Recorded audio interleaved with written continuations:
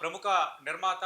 అలాగే Andhra Pradesh producer council joint secretary పదవికి ఆయన రాజీనామా కూడా చేశారు నట్టి కుమార్ గారు. నట్టి కుమార్ గారు ఈరోజు ఇప్పుడు హాట్ టాపిక్ మీరు.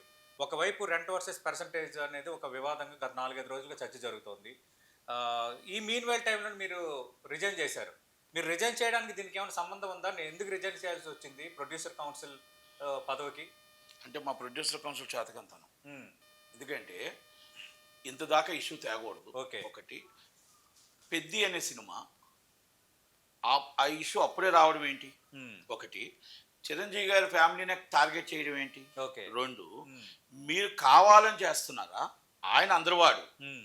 10 మందికి మంచి చేయాలని చూసే ఫ్యామిలీని హ్మ్. మీరు గేమ్ చేంజర్ నుంచి మేబీ మీ తర్వాత విషయాలు అన్నీ మీరు చూసుకోండి. హరిహర ఓకే. వీరమ్మల నుంచి మీ పర్సంటేజ్ కాదు వద్దని చెప్పట్లా. హ్మ్. మీకు ఎగ్జిబ్యూటర్ల బాధని తెలుసు, నాకు ఓకే. డిస్ట్రిబ్యూటర్ల బాధ తెలుసు, ప్రొడ్యూసర్ బాధ తెలుసు. అంటే exhibitor and distributor and producer. నేనేమంటున్నానంటే మీరు మాట్లాడుకొని ఖాళీగా ఉన్న టైంలో మీరు అందరూ కాఫీ షాప్లో కూర్చుంటున్నారు కదా, కూర్చొని మాట్లాడుకోవాల్సిన విషయాన్ని రోడ్డు మీదకి తీసుకొచ్చి మీరు ఈ సినిమా పర్సంటేజ్ సిస్టమ్ పెద్ది అంటున్నారు. ఓకే. ఓకే, 100 కోట్లు తేడా వస్తుంది, 70 నుంచి 100 కోట్లు తేడా వస్తుంది. ఆ నిర్మాత నడి రోడ్డు మీద పడిపోతాడు. ఏమవుతాడు? ఓకే. మీరు పలానా టైం పెట్టండి, టైం బౌండ్ పెట్టి ఆ సినిమాని జనవరి నుంచో లేకపోతే పెట్టండి. మీరు పర్సంటేజ్ సిస్టమ్ పెట్టండి, మీ థియేటర్ డెవలప్ చేయండి, మీరు మల్టీప్లెక్స్ థియేటర్ ప్రకారం మీరు అడగండి, అనుకూలంగా అడగండి. మీరు అన్నీ కూడా ప్రాబ్లం లేదు. నేను ఎగ్జిబ్యూటర్లకు ఏది అడగాలో అడగండి. కానీ మీరు పెద్ద సినిమాకి ఆల్రెడీ యూజర్ అమౌంట్ పెట్టేశాడు. పెట్టేసిన తర్వాత మీరు వచ్చి పెద్ద సినిమా ఆపుతానంటే, మీరు ఈరోజు పెద్ద సినిమాకి పర్సంటేజ్ కావాలంటే దాదాపు విశాఖపట్నంకి 4.5 కోట్లు తేడా వస్తుంది. అంటే అలాగే ఆంధ్ర చూసుకుంటే 25 కోట్లు తేడా, నైజాం 25, అంటే మొత్తం టోటల్ గా 70 నుంచి 100 కోట్లు తేడా వస్తుంది. మరి ఆ డబ్బులు ఎక్కడి నుంచి తీసుకొస్తారు ఆ నిర్మాత? అప్పుడు అంటే మీరు రామ్ చరణ్ గారిని టార్గెట్ చేస్తున్నారా, చిరంజీవి గారి ఫ్యామిలీని టార్గెట్ చేస్తున్నారా అనేది నా ఇష్యూ. నేనేమంటున్నా అంటే మీరేమనుకుంటున్నారు అంటే ఇప్పుడు హరిహర వీరమల్లు మళ్ళీ పెద్ద సినిమా త్వరలో రిలీజ్ కాబోతున్న big project, most awaited project అది. అంటే ఈ 2 సినిమాల సందర్భంలో నిజంగా ఇంటెన్షనల్‌గా చేస్తున్నారనా? లేదంటే ఆ సందర్భంలో వచ్చాయనా? ఏమండి సందర్భం అంటే నేనేమన్నంటే ఇది 8 సంవత్సరాల నుంచి నడుస్తుంది. ఓకే. ఈ రోజు రాత్రి రాలేదు. ఓకే. లాస్ట్ ఇయర్ హరిహర వీరమల్లుకి వచ్చింది. ఇష్యూ చాలా పెద్దదైంది, మీరు కూడా చూసారు, నేనే మాట్లాడాను. ఓకే. తర్వాత అయ్యింది వరప్రసాద్కి మన రేట్లు వచ్చాయి, అన్ని సినిమాలకి రేట్లు వచ్చాయి, సంక్రాంతికి వస్తున్నాడు ప్రతి సినిమాకి రేట్లు వచ్చాయి. ఓకే. ఇప్పుడు ఇక్కడ డిస్ట్రిబ్యూటర్స్ మారడం వల్ల వస్తుందా, తెలంగాణలో 2 డిస్ట్రిబ్యూటర్లే ఉండాలి, తగ్గమాలు ఉండకూడదు అని మైత్రిని టార్గెట్ చేశారా? అంటే ఇక్కడ మైత్రి అండ్ దిల్ రాజు గారు టార్గెటెడ్ గా ఇప్పుడు ఇక్కడ నడుస్తుంది. అది నేను అంటున్నా.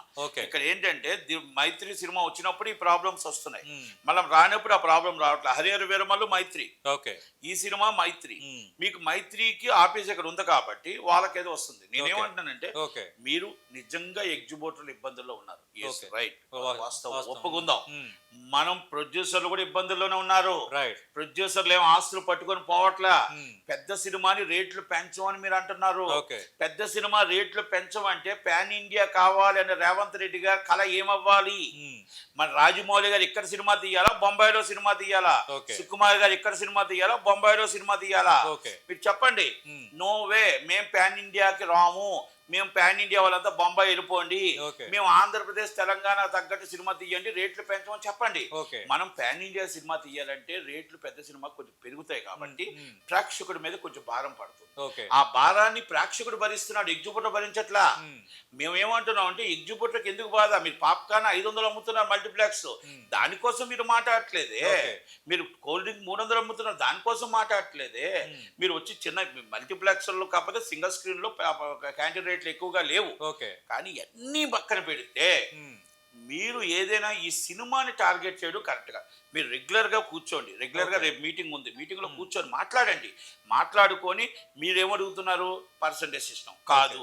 మీరు 1000 రూపాయలు టికెట్ పెట్టారా, పెడితే మాకు 47% మల్టీప్లెక్స్కి వెళ్తుంది పర్సంటేజ్లో, మాకు 10,000 రెంట్ ఇస్తున్నారనండి, దాన్ని 30% అడగండి, 20% అడగండి. లేకపోతే మీరు రెంట్ తగ్గట్లేదు, రెంట్ పెరగట్లేదు, ఏమంటే మాకు రెంట్ పెంచండి అని అడగండి. మళ్ళీ మీరు కావాలంటే మీరు నెక్స్ట్ రేట్లు పెంచినప్పుడు మాకు రెంట్ హైప్ ఇవ్వండి అని అడగండి. నేను తప్పు పట్టట్లా, కానీ డిస్కషన్ చేసుకుంటేనే అవుతుంది తప్ప మనం మీరు ప్రెస్ మీట్లు పెట్టుకొని కూర్చుంటే ఇది కాదు. ఇది మీరు ఎవరండి బయట? ఇప్పుడు దిల్ రాజు గారు ఎవరు? తెలంగాణకి చైర్మన్. అవును. శిరీష్ గారు ఎవరు ఇస్ గ్రేట్ డిస్ట్రిబ్యూటర్. ఈయన సునీల్ గారు ఎవరండి మొత్తం థియేటర్లు అన్ని ఆయనవే.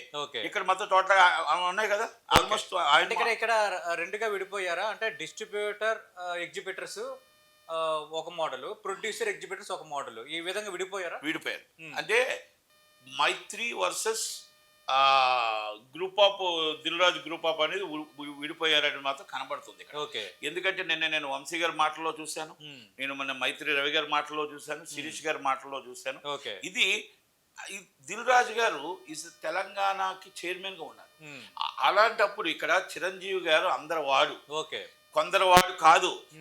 రామ్ చరణ్ గారు అంత మంచి వ్యక్తి ఎవరు లేరు. కానీ కొందరు చిరంజీవిని కొందరు వాడుగా టార్గెట్ చేస్తారు. మీరు ఒక ట్వీట్ చేశారు, 100%. ఆ ట్వీట్ ఇప్పుడు సెన్సేషన్ అయింది. 100%. ఈ కొందరు వాడు ఏమండి, మీరు పెళ్లిళ్ళకి పిలుస్తారు, ఫంక్షన్లకు పిలుస్తారు, అన్ని కల్మషం లేకుండా ఆ ఫ్యామిలీ అలా వస్తూనే ఉంటారు. మీకు కష్టం అయితే సుఖం అయితే మీ ఇండస్ట్రీ ఏదున్నా ఆయన వస్తాడే, వాళ్ళ ఫ్యామిలీనే టార్గెట్ చేస్తారా? ఎవరి ఊసైనా తెచ్చే వ్యక్తి రామ్ చరణ్, ఎవరి జోలికైనా వెళ్ళిన వ్యక్తి రామ్ చరణ్. అలా అసలు మొత్తం ఆ ఫ్యామిలీలో చిరంజీవి గారు ఎవరు పిలిచినా ఏమన్నా శత్రువును కూడా ప్రేమించే వ్యక్తి ఎవరైనా ఉంటే చిరంజీవి గారే. అలాంటి వ్యక్తి మీద మీరు ఏమనాలండి? మీరు అందరూ ఏమండి, మనం పెద్ద సినిమాకి ఇప్పుడు అబ్జెక్షన్ చేయకూడదు, మీరు ఈ ప్రక్రియను నడిపిద్దాం, ఈ ప్రక్రియను నడిపించి ఏ విధంగా చేద్దాం అని ఆలోచిద్దాం అని చెప్పాలి తప్ప మీరు వాటి నుంచి మేము పర్సంటేజ్ వేస్తాం అంటే పర్సంటేజ్ల వల్ల డిస్ట్రిబ్యూటర్ నష్టపోతాడు, డిస్ట్రిబ్యూటర్ వల్ల ప్రొడ్యూసర్ నష్టపోతాడు, ప్రొడ్యూసర్ నష్టపోతే సినిమా ఎలా రిలీజ్ అవుద్ది? చాలా మంది చెప్తున్నారు మేము టార్గెట్ కాదని. Indirect is target. టార్గెట్ కాదు, ఇండైరెక్ట్ ఈజ్ టార్గెట్. 70 నుంచి 100 కోట్లు ప్రొడ్యూసర్ ఎక్కడి నుంచి తెస్తాడు? నైట్. అప్పుడు ఏమవుతుంది? ఈ రోజు వీరభద్రుడు సినిమా ఆగిపోయింది ఫైనాన్షియల్ ప్రాబ్లమ్ తో. వీరభద్ర సినిమా ఎందుకు ఆగింది? ఫైనాన్షియల్ ఇష్యూస్ వల్ల. మరి అలాంటప్పుడు ప్రాబ్లం వస్తే మీరు ఎవరిని టార్గెట్ చేసినట్టు? ఇండైరెక్ట్ గా చిరంజీవి గారి ఫ్యామిలీని రామ్ చరణ్ గారు టార్గెట్ చేసినట్టు కాదా మీకు?